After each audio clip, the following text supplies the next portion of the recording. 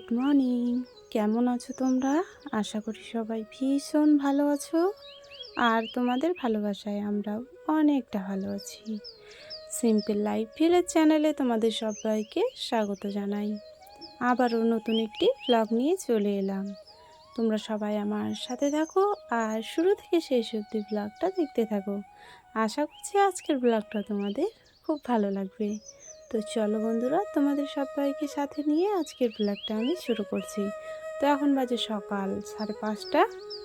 তো আমি ঘুম থেকে উঠি তোমার 4:40-এ। 4:40-এ এখন আর কি গ্রামের মধ্যে আর কি অনেকটা আর কি সকাল।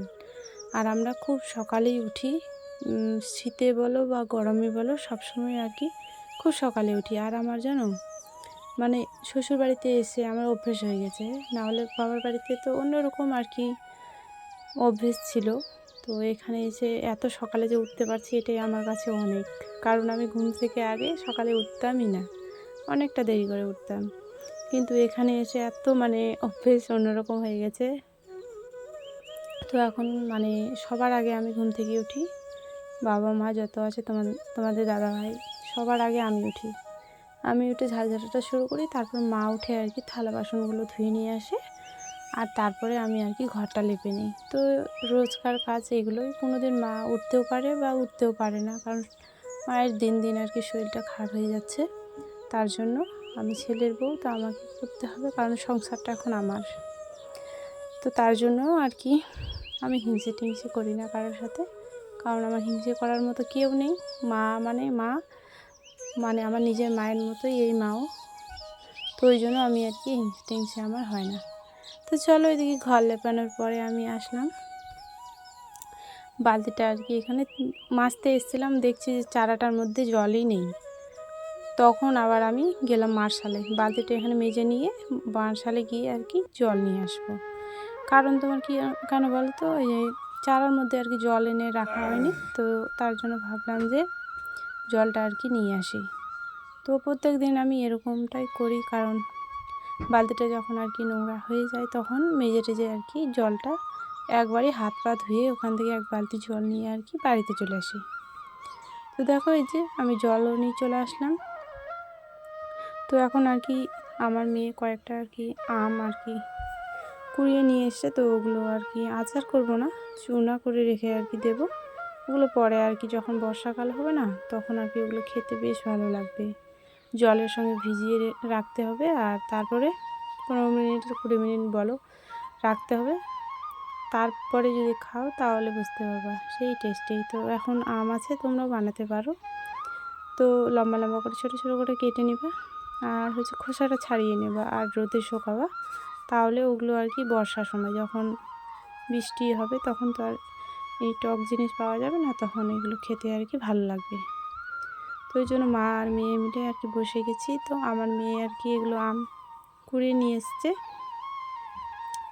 তো কুড়িয়ে নিয়ে এসে আর কি এনে দিয়েছে আমাদের। তো ওই জন্য আমরা আর কি আমগুলো ছোটো ছোটো করে আর কি, ভেতরের বিচিটা আছে না, ওই বিচিটা আর কি ফেলে দিতে হবে।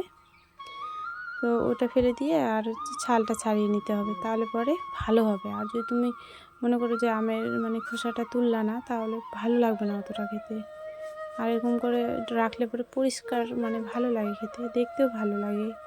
আর কয়েকদিন ধরে রোদ করছে, তো ওই জন্য ভাবলাম যে দেই, তাহলে পরে তাড়াতাড়ি শুকিয়ে যাবে একদিনেই। আর একদিনে যদি না শুকায় তাহলে পরে কালারটা কালো হয়ে যাবে, রঙটা। তো ওরকম করেই বসে আর কি সকালবেলা কাজবাজ হয়ে যাওয়ার পরেই আর কি আমরা আম কাটতে আর কি বসে গেছি। তো আমগুলো অনেকটা বড় হয়ে গেছে এখন, তবুও জানো বৃষ্টি হচ্ছে না, ওই জন্য আর কি আমগুলো ছুটে ছুটে আর কি মাটিতে পড়ে যাচ্ছে, না হলে পরে কিন্তু পড়তো না। এগুলো কিন্তু অনেকটা বড় আম হয়ে গেছে, এগুলো আর কয়েকদিন পরে গেলে পরে আর কি পেকে যেত। তো পড়ে যাচ্ছে, তো কী করা যাবে। আমাদের তো আমের গাছ নেই, কারণ আমাদের বাড়ির সামনে যে একটা আমের গাছ আছে, তো ওটাই, আর পিছনের দিকে দুটো আছে, তো ওগুলো আর খাওয়ার যোগ্য নয়, কারণ একদম কি বলবো, টক আম খেতে পারি না ওগুলো। শুধু বাড়ির সামনে যেগুলো আছে ওগুলো আর কি খেতে পারি, একটা আর কি আমের গাছ।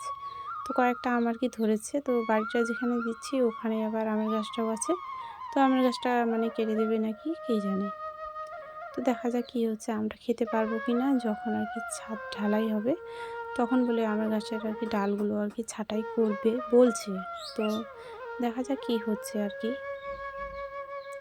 তো এদিকে মা আর মেয়ে মিলে আর কি আম কাটতেই ব্যস্ত, অনেকটা সময় আর কি আম কেটেছি আমরা, মনে করো যে আধ ঘন্টা 1 ঘন্টার মতো। তারপরে আবার আম কাটার পরে আবার তোমার কী করেছিলাম, মাটিগুলো আর কি তোমার দাদাভাই 1 গাড়ি মাটি নিয়ে এসেছিলো, তো ওই মাটিগুলো আবার আমরা আর কি ঘরে আর কি নিয়ে বয়ে আর কি নিয়ে গেছিলাম। তো চলো এখানে ওই যে আমের খোসাগুলো আমি ছাগলের বাচ্চাগুলোকে আর কি খেতে দেবো, তার জন্য ওই ঝুড়িটার মধ্যে আর কি নিয়ে নিলাম। আর এদিকে মা ওই যে আম আর কি কেটে রেখেছে, দেখো 1 বালতি, তো অনেকগুলো আম নিয়ে এসেছিলো, তো অনেকটা বড় বড় বললাম না, অনেক বড় বড় আম। তো চলো এখন মা আর কি এই চুনাগুলো আর কি রোদে দিয়ে দেবে, তো এখানেই শুকিয়ে যাবে। তো চলো বন্ধুরা, আজকের মতো এখানে বিদায় নিচ্ছি। তোমরা সবাই সুস্থ থেকো, ভালো থেকো, এটাই আমি ভগবানের কাছে প্রার্থনা করি। তো চলো, তোমরা ভালো থাকলে আমিও ভালো থাকবো। তো আজকের মতো এখানেই শেষ করছি ভিডিওটা। তোমরা সবাই ভালো থেকো।